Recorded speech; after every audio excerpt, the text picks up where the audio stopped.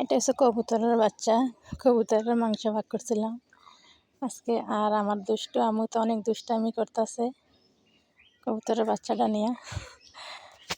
অনেক খুশি কবুতরের বাচ্চা মানে এরকম ফুটলে। হ্যালো গাইস, আসসালামু আলাইকুম। কেমন আছেন আপনারা? আশা করি ভালো আছেন। আলহামদুলিল্লাহ, আপনাদের আমরা ভালো আছি। এই যে অনেকগুলো মাশাল্লাহ মাংস হয়েছে। একটা কবুতরের বাচ্চা ছিল, আসলে অনেকটি মাংস হয়েছে।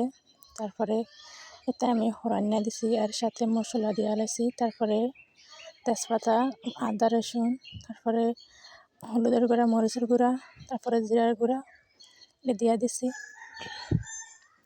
তারপরে হালকা একটু জল দেওয়া, তারপরে এটা অনেকক্ষণ কষায় নিব। তারপরে এই যে তেলের ভিতরে অনেকক্ষণ লাড়বো মানে মশলাটা যারা। তারপরে মানে তেল উপরে বাসা উঠলে তারপরে মাংসটা দিয়ে দিব আর কি। এই যে মাংসটা দিয়ে দিলাম, এটা অনেকক্ষণ লাইটা ছেড়া তারপরে কষাইয়া, তারপর হালকা একটু জল দেওয়া কষামো আর কি। যেভাবে কষাইতেছি, তারপরে হালকা জল অ্যাড করুম সাথে দিয়ে, তারপরে অনেকক্ষণ কষাইয়া তারপরে মানে জল দিয়ে দিব আর কি লাস্টে দিয়া। যেখানে কষাইতেছি অনেক সুন্দর কালার দিয়েছে।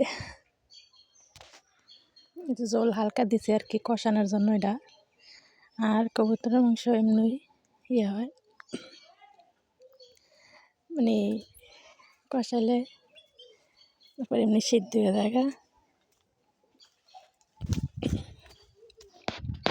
এটা অনেকক্ষণ কষাইছি হালকা জলের ভিতরে। তারপর কষানো শেষ হইলে আবার বেশি করে আর একটু জল দেওয়া। এই যে বেশি করে জল দেওয়া উঠে নেব। এই যে অনেকক্ষণ এটি জাল বেশিক্ষণ দেওয়া লাগে না, আমি জলে কমই দিছি। তারপরে কত সুন্দর হয়েছে। এতে মানে উঠাই নিছি আর কি। উঠানোর মানে হওয়ার পরে বাড়ির ভিতরে রাখছে উঠাইয়া। তারপরে তো আজকের মতো আমার রান্না এতটুকুই। তারপরে ডাল আসে সাথে। আর আমার ছেলে পছন্দ করে আলু তেলের ভাজা পাক করলে, ওইভাবে কবুতরের মাংস খায় না। তারপরে ডাল আর আলু দিয়ে করলাম, তারপর আবার ডিম ভাজি করতে ওর সাথে করে খাইছে। তারপরে আমার মামনি খাইতে বসে।